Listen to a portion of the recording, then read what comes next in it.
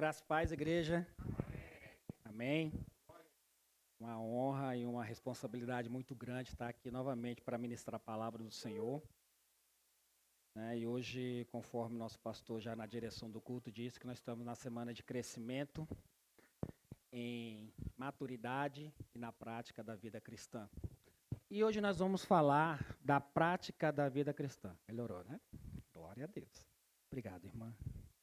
Nós vamos falar da prática da vida cristã hoje. Então, já convido os irmãos para abrirem as suas Bíblias no livro de 1 Tessalonicenses, capítulo 5, a partir do verso 12. 1 Tessalonicenses, capítulo 5, a partir do verso 12. Carta de Paulo aos irmãos de Tessalônica. Louvado seja o nome do Senhor. Glória a Deus. Esperar todos abrirem as Bíblias, porque hoje a nossa ministração vai ser expositiva. Então peço paciência para os irmãos, peço que os irmãos fiquem atentos, que nós vamos trabalhar muito dentro dessa palavra que será lida aqui, da nossa palavra-chave. Amém? Todos acharam? Aleluia. Melhorou, né? Rapaz, eu não costumo que estranho aqui não, só.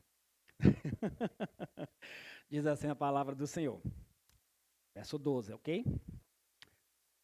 Agora pedimos a vocês, irmãos, que tenham consideração para os que se esforçam no trabalho entre vocês, que os lideram no Senhor e os aconselham. Tenham-nos na mais alta estima com amor, por causa do trabalho deles. Vivam em paz uns com os outros. Exortamos vocês, irmãos, a que advirtam os ociosos, confortem os desanimados, auxiliem os fracos. Sejam pacientes para com todos. Tenham cuidado para que ninguém retribua mal com mal, mas sejam sempre bondosos uns para com os outros e para com todos.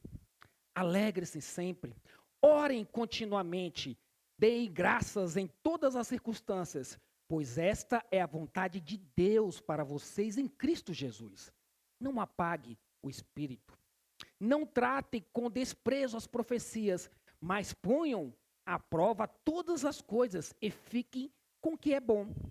Afaste-se de toda forma de mal, que o próprio Deus da paz os santifique inteiramente, e que todo o espírito, alma e o corpo de vocês sejam preservados, irrepreensíveis na vinda do nosso Senhor Jesus Cristo.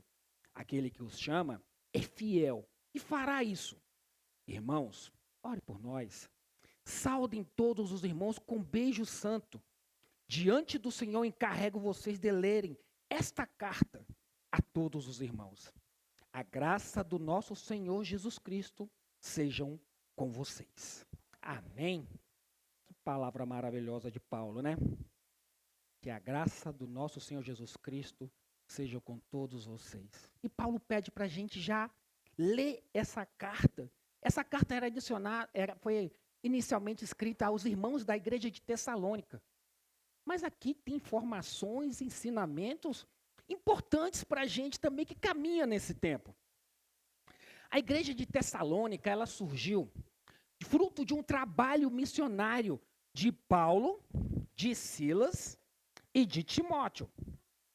Isso foi na ocasião da segunda viagem missionária de Paulo, que está escrito em Atos capítulo 15, 36, a partir daí, até o 18, 23.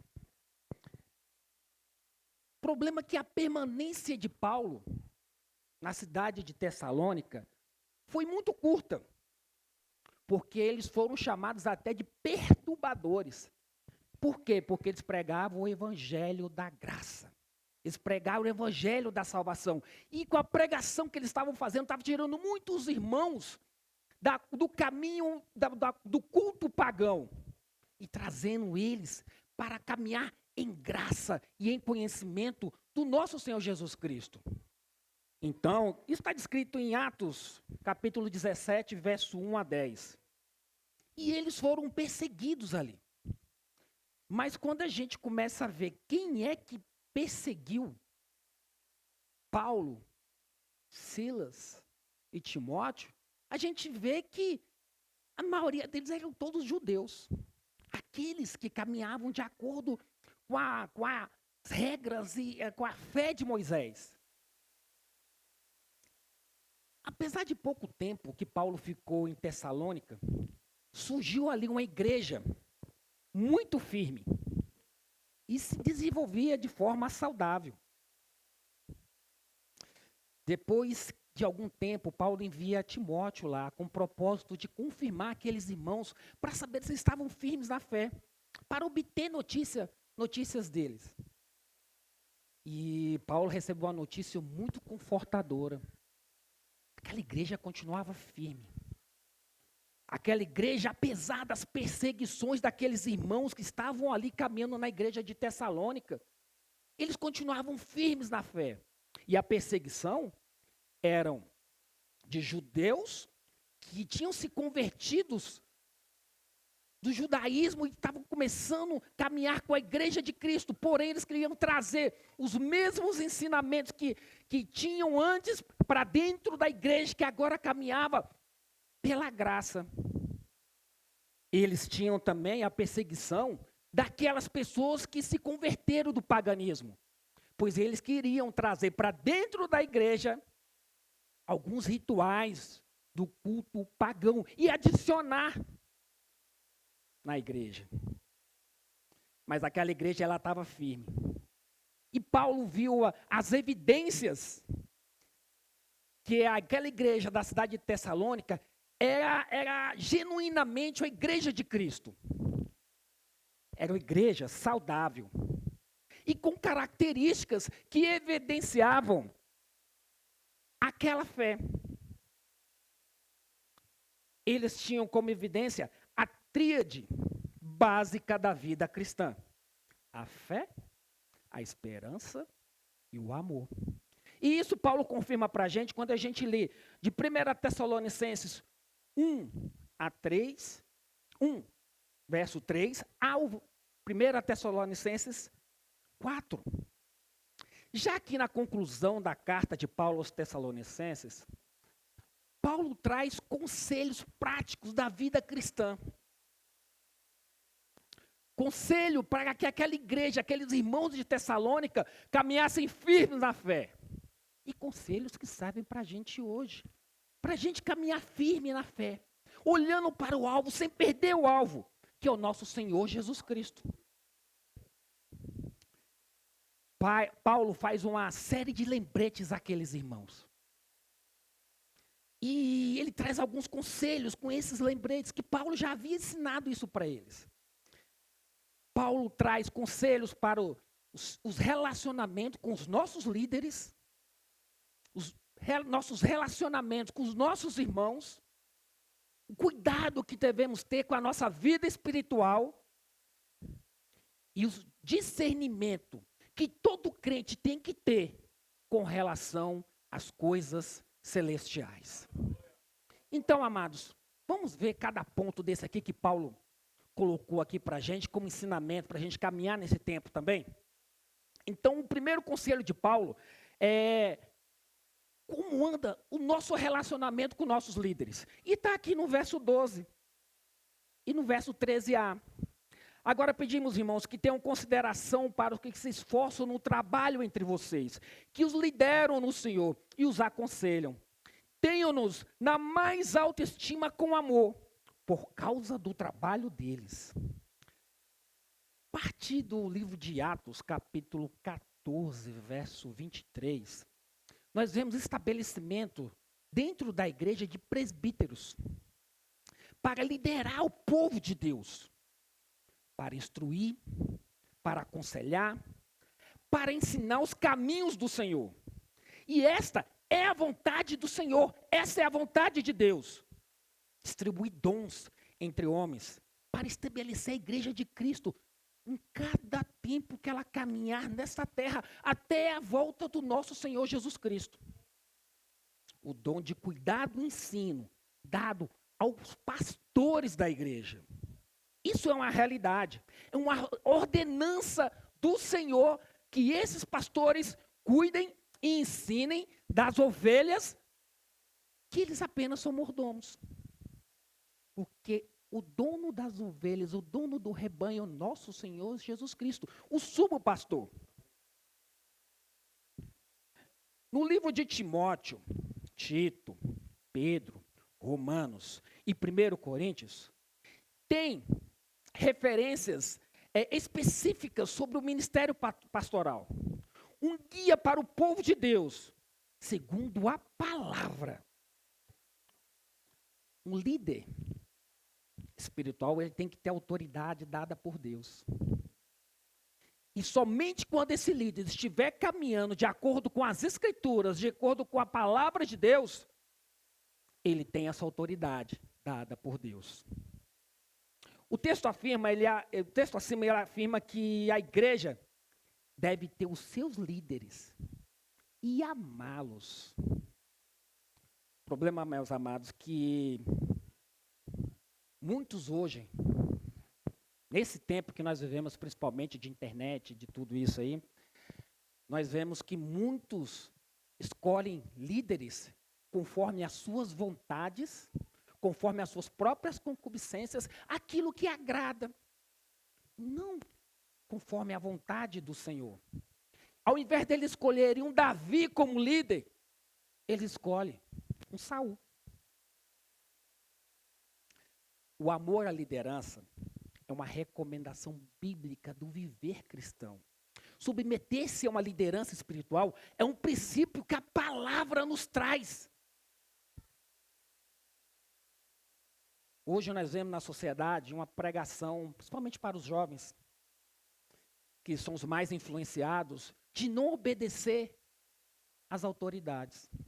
Eles não obedecem os pais, eles não obedecem os professores, eles não obedecem os mais velhos. Quem dirá os seus pastores? Não, é muito difícil a gente encontrar um jovem como Daniel, que se submeteu ao rei Nabucodonosor, mesmo ele continuando pagão. E ele foi amado pelo rei. É muito difícil você ver um jovem como Josué, que respeitou a liderança de Moisés e caminhou anos e anos debaixo da liderança de Moisés. E ele mesmo depois, quando Moisés estava prestes a morrer, que foi ungido pelo próprio Moisés como líder daquela nação, ele ainda se sentia despreparado. E ele só assumiu a liderança daquele povo depois da morte de Moisés. Em muitas vezes nós vemos crentes se levantando contra a liderança. Mesmo essas lideranças sendo bíblicas. A mesma coisa que aconteceu na revolta de Corá, que está em Números capítulo 16, do verso 1 a 35, onde 250 pessoas da família de Corá, de Datã, de Abirão, se levantaram contra a liderança de Moisés. E todas elas foram engolidas vivas à terra, enviadas vivas ao mundo dos mortos. Nós temos que ter um relacionamento correto com a liderança que nos ensina, que nos instrui. Porque esse tipo de relacionamento correto que nós temos que ter com a nossa liderança é um termômetro do nosso relacionamento com Deus. Olha o que diz Hebreus capítulo 13, verso 17. Obedeçam os seus líderes e submetam-se à autoridade deles. Eles cuidam de vocês como quem deve prestar contas. Obedeçam e submetam-se à autoridade deles. Obedeçam-lhes para que o trabalho deles seja uma alegria e não peso, pois isso não seria proveitoso para vocês. O trabalho dos nossos líderes, ele não pode ser um peso. Ele não pode ser um fardo pesado que ele tem que levar. O trabalho dos nossos líderes tem que ser com alegria.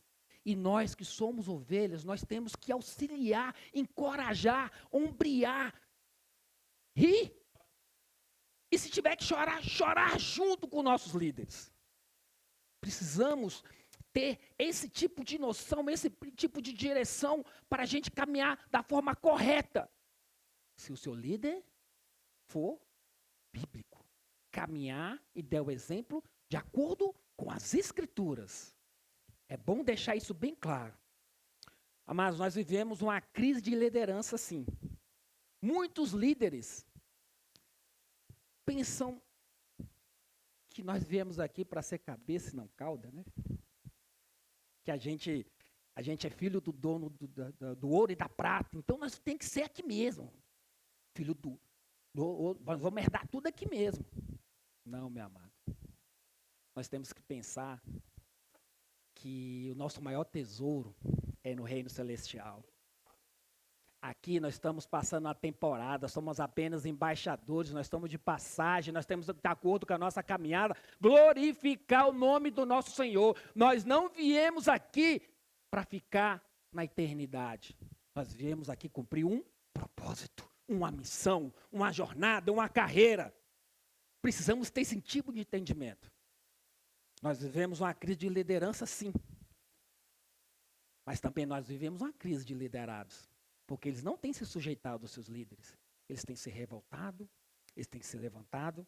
Então, nós precisamos redirecionar, mudar como nós temos andado, como tem sido a nossa caminhada na vida cristã.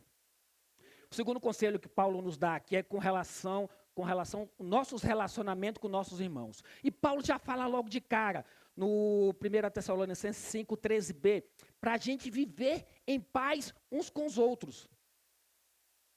O viver cristão, ele é a busca de unidade. E essa busca de unidade é exatamente para termos paz uns com os outros. Sabemos que vários irmãos, eles têm vários tipos de opiniões. E esse tipo de discussão de diferentes opiniões é até saudável, é até bom para o crescimento da igreja, é bom para o amadurecimento da igreja.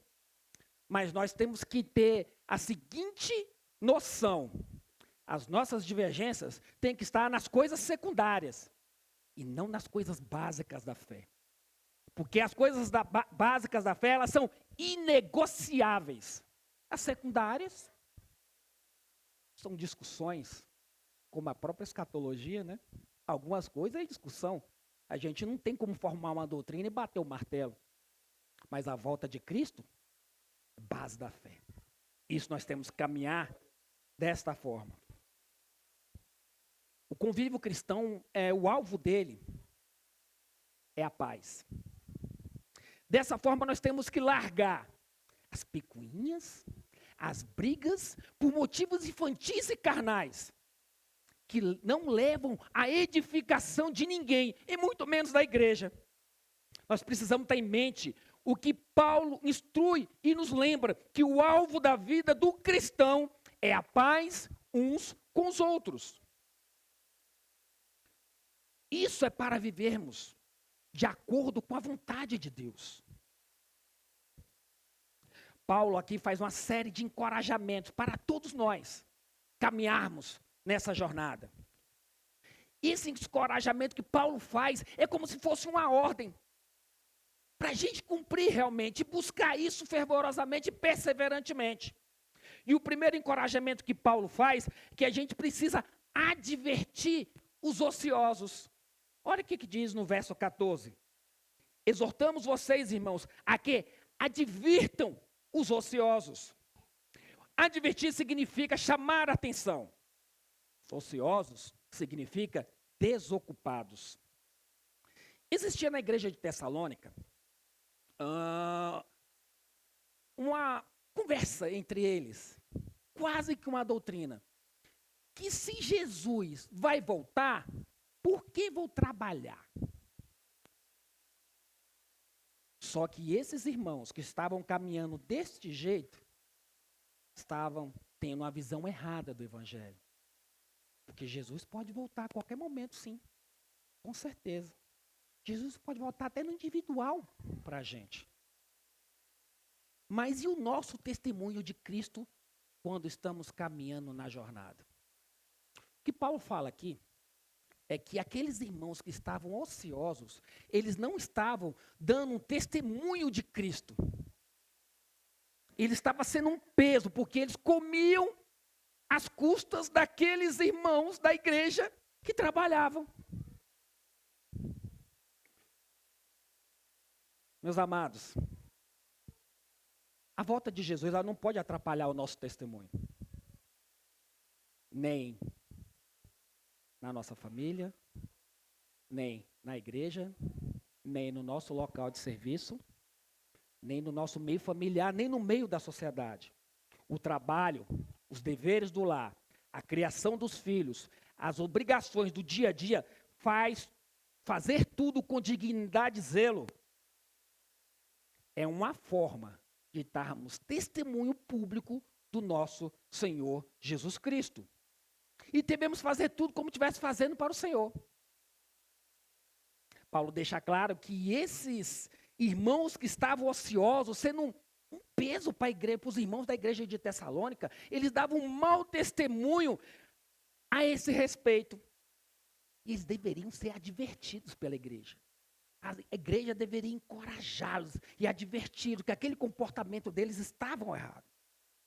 E esse é o papel da vida do cristão. Quando o irmão está caminhando de uma forma completamente fora do evangelho, nós devemos advertir. Nós devemos encorajar. O que a gente vê na igreja contemporânea hoje, quando o pastor chama o irmão para poder falar com ele que aquela caminhada não está de acordo com o evangelho, não está glorificando o nome do Senhor, vou sair da igreja. Gente, precisamos ser corrigidos a todo dia. Uma correção dessa vai fazer com que a gente encoraje a nossa caminhada, glorifique o nome do Senhor na nossa jornada. O viver cristão é uma comunidade de edificação mútua. Precisamos nos edificar. Precisamos nos encorajar e nos admoestar. Ainda mais quando está chegando o dia de Cristo. O segundo encorajamento que Paulo traz é que nós devemos confortar os desanimados. Ainda no verso 14, ele fala assim, exortamos vocês, confortem os desanimados. As pessoas que estão cansadas da vida cristã, que já estão sem esperança, deve ouvir da nossa parte, que estamos mais animados, uma palavra de ânimo. Para que eles estejam caminhando com a gente em comunhão. Muitas das vezes nos alegrando junto, outras vezes chorando junto, mas todas as vezes nos fortalecendo. Meu irmão, se um irmão não está vindo à igreja, procure saber o porquê. Vai atrás do seu irmão, não espere pelo seu pastor. Se o Espírito Santo te incomodou com isso, então obedeça a Deus. E vá à procura daquele irmão que o Espírito Santo está te incomodando. Porque você estará sendo um instrumento de Deus na vida daquele irmão. Para confortar, para encorajar e tirar o nosso irmão daquele desânimo. Precisamos ir atrás dos desanimados. Amém? Terceiro encorajamento que Paulo nos traz aqui é auxiliem os fracos. Exortamos vocês, no verso 14 ainda, exortamos vocês, auxiliem os fracos. Aqueles que estão fracos na caminhada, aqueles que estão enfraquecidos pelo pecado, aqueles que estão fracos espiritualmente, precisam do nosso apoio, precisam do nosso ombro para chorar, precisa de uma pessoa, de um irmão para desabafar. Eles precisam da nossa parte uma injeção de ânimo para voltar a ter comunhão, para voltar ao primeiro amor. Eles precisam da nossa empatia. Empatia o que é? É nos colocar no lugar da outra pessoa. Eles não precisam do nosso apontamento de dedo, nem do nosso julgamento. Nós temos dificuldades na caminhada, mas esses irmãos que estão afastados também têm muitas dificuldades. E nós não devemos julgá-los e nem falar que eles são fracos na fé. Nós devemos olhar para esses irmãos como Cristo olhou para a gente quando a gente estava nas trevas, quando a gente nem conheceu o Senhor, com um olhar de misericórdia, com um olhar de compaixão, nos colocar na posição dele. Dê apoio ao teu irmão. Dê palavra de apoio para ele. Ore por ele. Ore junto com ele. E você também estará sendo um instrumento de Deus na vida desse irmão. Quarto encorajamento que Paulo nos traz aqui é para a gente ser pacientes com todos. É o finalzinho do verso 14. Exortamos vocês, sejam pacientes com todos. Meu irmão, meus irmãos, pensando que eu estou no aconselhamento pessoal aqui. Na caminhada cristã, em muitas igrejas, acontece que a gente começa a selecionar com quem nós estamos andando. Às vezes você quer andar com aquele irmão que te edifica, mas aquele que é mais fraco na fé, você não quer andar. Meus irmãos, cuidado com a acepção de pessoas. Isso não é agradável a Deus. Não é mesmo. O viver cristão, ele se trata de unidade. E os que não buscam unidade e a comunhão uns com os outros, na realidade, estão afirmando que não entenderam o Evangelho. Não entenderam a missão. Não entenderam o significado da morte de Cristo na cruz. E o poder do Evangelho de transformar, de edificar. O entendimento é esse, que nós somos transformados à imagem do nosso Senhor Jesus Cristo. Nós temos que buscar o caráter de Cristo e andar conforme Cristo andou na terra. Cristo tem paciência conosco. Porque venhamos e convenhamos, nós pecamos todos os dias. E quando a gente chega quebrantado, rasgado, na presença do Senhor, pedimos perdão, Ele não nos perdoa? Perdoa. Então nós também não podemos fazer acepção de pessoas que andam com a gente, que caminham com a gente. Amém? O quinto encorajamento que Paulo nos traz aqui é para a gente não retribuir o mal com o mal. No verso 15, diz assim: tenham cuidado para que ninguém retribua o mal com o mal, mas sejam sempre bondosos uns para com os outros e para com todos. Nós não fazemos inimigos. O cristão genuíno, ele não faz inimigo, de forma alguma. Mas os inimigos se levantam contra ele. Quer queira, quer não.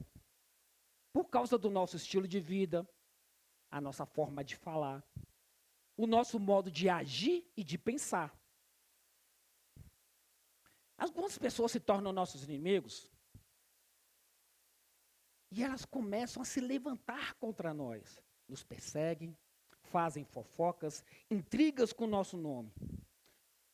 Mas como a gente pode resolver essa situação? Como devemos nos comportar diante disso?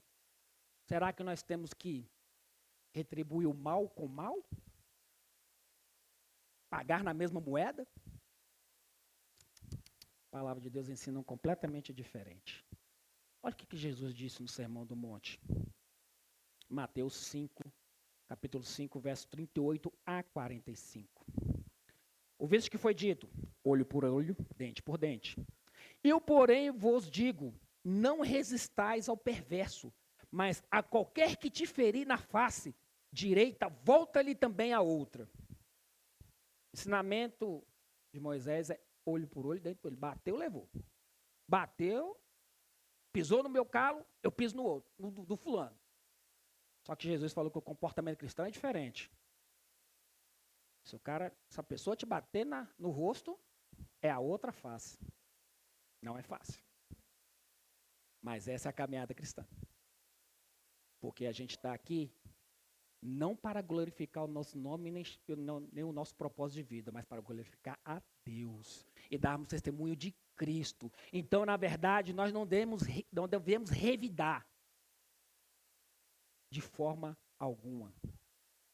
Continua aqui no verso 40, do Mateus 5:40. E ao que quer demandar contigo, tira-te a túnica, deixa-lhe também a capa. Se alguém te obrigar a andar 1 milha, vai com ele 2. Dá a quem te pede, e não voltes as costas ao que deseja que lhe emprestes. Ou seja, não se apegue às coisas materiais. Daqui a gente não vai levar nada. Se o cara quer, se a pessoa está querendo, está te ofendendo, machucando, perseguindo, e ele quer te dar a túnica, se tira a túnica e dá a capa também. Porque a gente dá um testemunho diferente no mundo. Mais do mesmo mundo já dá. A caminhada cristã, ela é chamada por uma jornada diferente. Uma jornada diferente do mundo. Verso 43 ainda de Mateus 5. Ouviste que foi dito, amarás o teu próximo e odiarás o teu inimigo. E eu, porém, vos digo, amai os vossos inimigos e orai pelos que vos perseguem, para que vos torneis filho do vosso Pai Celeste, porque ele faz nascer o sol sobre os maus e os bons. Para que a gente possa se tornar filho de Deus, é preciso esse nível de comportamento. E é interessante que esse texto ele me chama muita atenção até para a minha própria vida. Eu, antes de realmente nascer de novo e me tornar um crente genuíno, não aquele crente meia boca, foi logo quando eu me converti realmente. Eu não tinha oferecido perdão, eu não ofendi a pessoa, mas eu não tinha oferecido perdão, eu e Deus, a uma pessoa que me ofendeu lá no passado. E Deus trabalha de forma extraordinária em certas situações. Eu orava, comecei minha caminhada cristã e comecei a orar, interceder por várias pessoas. E um dia o Espírito Santo me guiou a orar por essa pessoa. Aí eu falei, não, agora é demais. Aí não. Não, eu não consigo nem orar. E o Espírito Santo, não, você vai orar? E quando chegava para essa pessoa, eu travava na oração. Falei, não dá. Eu não consigo, meu coração não se move para isso. E fiquei nessa peleja umas 3 semanas. 3 semanas, todo dia, orando. Quando chegava nessa parte, falei, papai, não dá não. Não vai dar não. Para ela não tem jeito de orar não. E um dia o Espírito Santo ministrou no meu coração. Sabe por que você não está conseguindo? Você está carregando um fardo do passado. E esse fardo está pesado, mas tu não quer largar ele. Você não ofendeu a pessoa, mas no teu coração ainda tem mágoa, você tem que perdoar. Pega esse fardo, bota aos pés da cruz e pega o meu, que é suave, e leve. Aí eu entendi. Comecei a orar por essa pessoa, falei com Deus, perdoei. E hoje em dia, quando eu oro por essa pessoa, eu me quebranto todo. Por quê? Porque eu tenho o mesmo olhar de Cristo por ela. Um olhar misericordioso, piedoso, porque ela não está convertida a Cristo. Ela não caminha com Cristo, então ela está destinada à condenação. Falei até que era mulher agora, né? Enfim. A gente tem que orar pelos nossos inimigos. E por aqueles que nos perseguem. É difícil. Essa parte eu confesso. Essa parte, quando eu chegava de um sermão do monte, ele ia ler essa parte aqui, esse negócio aqui, eu falei, não, isso aqui não serve para mim, não. E Deus me ensinou, falou, que você quer caminhar comigo, com Cristo, serve para tu também, que todo ensinamento da Bíblia serve para você aplicar na tua vida. Primeiro na tua vida, depois você ministra aos seus irmãos. Amém? Paulo vai um pouquinho mais longe. Paulo em Romanos 12, capítulo 20, Romanos capítulo 12, verso 20 e 21, ele diz que a gente tem que dar de comer, de beber, aquele que nos maltrata, aqueles que pisam no nosso calo. Porque isso vai amontoar brasas vivas na cabeça daquela pessoa. Ou seja, aquela pessoa não vai conseguir entender nada. Simplesmente vai falar assim, poxa, Eu estou aqui maltratando a pessoa, pisando no calo dela, prejudicando ela, e ela continua me tratando bem. Por quê? Aí é a hora que a gente apresenta Cristo para aquela pessoa. E louvado seja o nome do Senhor. Que todos vocês sejam missionários e busquem falar do nosso Senhor Jesus Cristo e alcance o máximo de vidas nessa jornada. Meus amados, nós não podemos ser vingativos, porque Deus não foi vingativo com nenhum de nós. Ele nos perdoou de todas as falhas. Se alguém te prejudicou, ame-o. Ore por ele, interceda por ele, dê perdão. E que a graça do nosso Senhor Jesus Cristo superabunde nessa relação espiritual que vocês têm que ter. Amém? O terceiro conselho, Paulo fala que a gente tem que ter cuidado com a nossa vida espiritual. No verso 16 ele fala, alegre-se sempre. Meus amados, a nossa alegria não deve estar nas circunstâncias, mas ela deve ser motivada por nosso próprio Deus, pelo nosso eterno Pai. As tribulações surgem em nossa vida. Situações difíceis surgem em nossas vidas. As provações também surgem em nossa vida. Mas logo passam. Alegrar-se no Senhor não pode ser um estado de espírito, mas uma decisão consciente de cada cristão. Uma decisão de alguém que tem um coração agradecido por tudo que Deus já te deu. E por tudo que Ele porventura irá dar.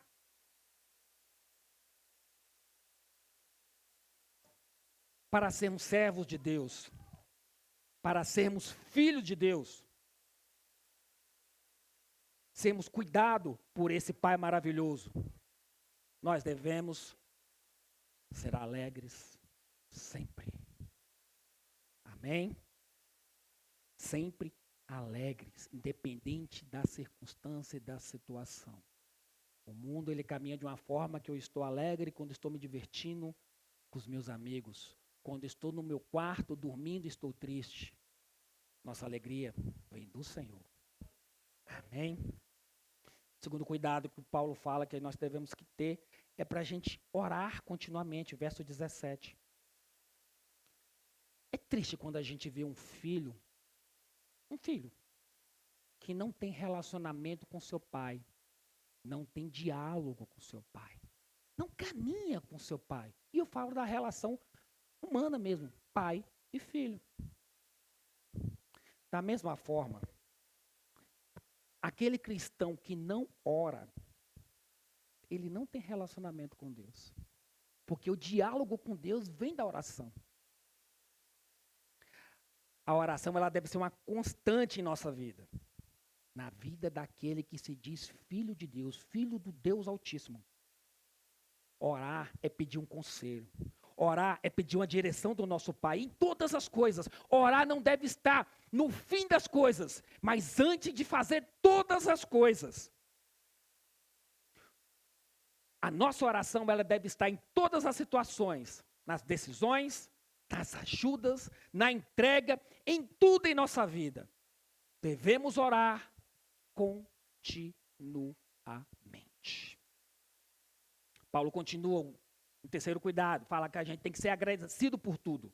É o verso 18. Deem graças a todas as circunstâncias, pois essa é a vontade de Deus para vocês em Cristo Jesus. A gratidão de todo crente é um elemento importante que evita ele entrar em certas situações complicadas. A gratidão a Deus, ela nos livra do pecado, da cobiça, da inveja, do adultério e de muitas outras coisas. Quando a gente nos contenta com aquilo que Deus nos dá,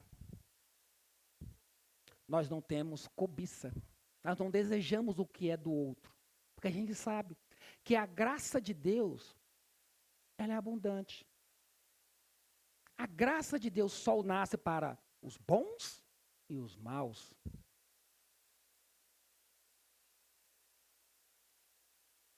Quando a gente tem um coração grato e feliz, a gente fica protegido pelo próprio Deus contra as artimanhas do pecado, contra as setas de Satanás.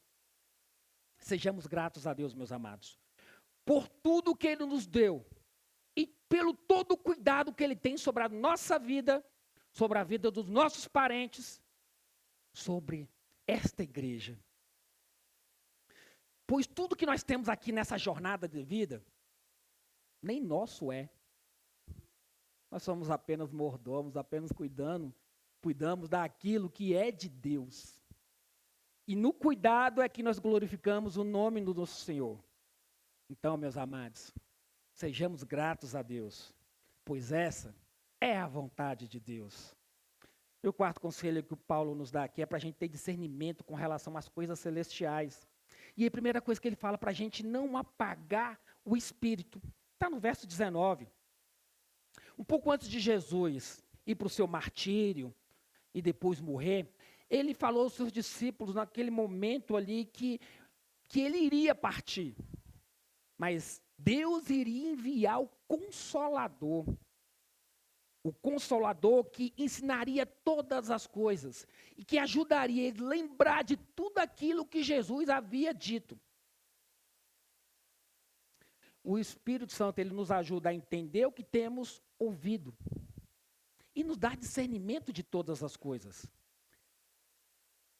Quando nós deixamos de ler e meditar nas santas e sagradas Escrituras, nós apagamos o Espírito Santo.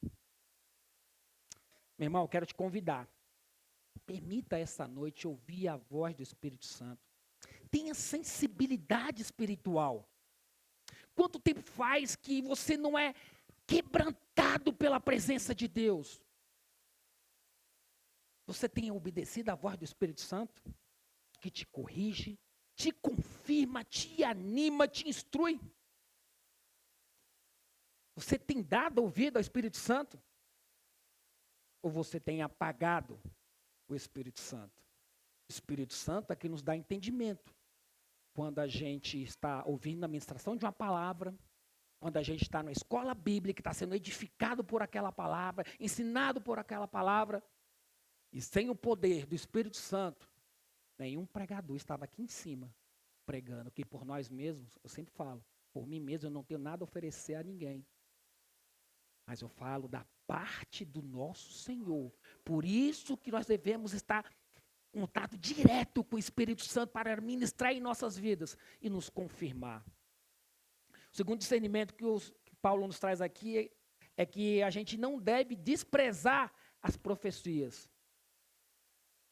mas provar o que é certo e verificar o que é certo. Está no verso 20 e no 21. Não trate com desprezo as profecias, mas ponham à prova todas as coisas e fiquem que é bom. A palavra de Deus, ela é a boca de Deus falando conosco. A gente já tem que ter esse tipo de discernimento. Mas Deus pode usar os seus profetas na terra para falar com a gente, para nos instruir, nos ensinar como devemos caminhar nessa jornada terrena. Você tem desprezado que tem sido falado, as profecias sobre a sua vida? Dar ouvido às profecias, meus amados, não é engolir tudo o que é dito, mas ser um bereano. Aquilo que é dito no altar, confere com as Escrituras. Aquilo que é dito por profecia, confere com as Escrituras.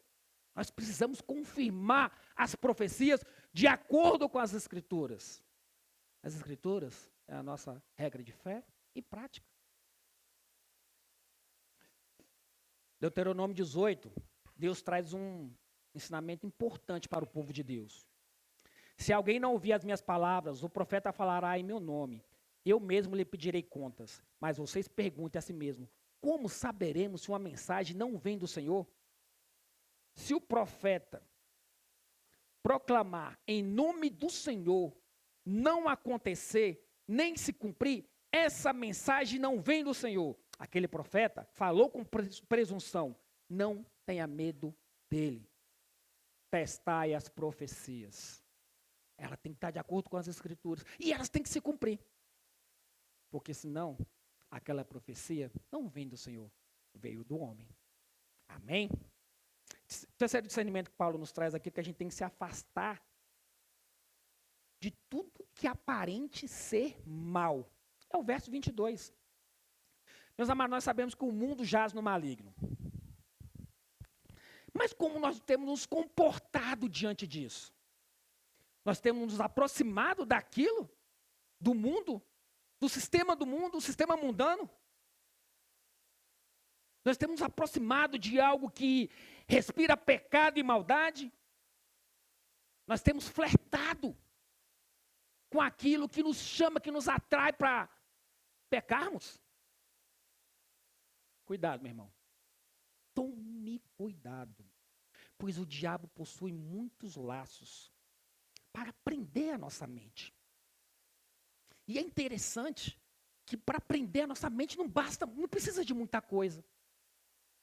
Uma rede social, um WhatsApp, um vídeo engraçado na internet, TikTok.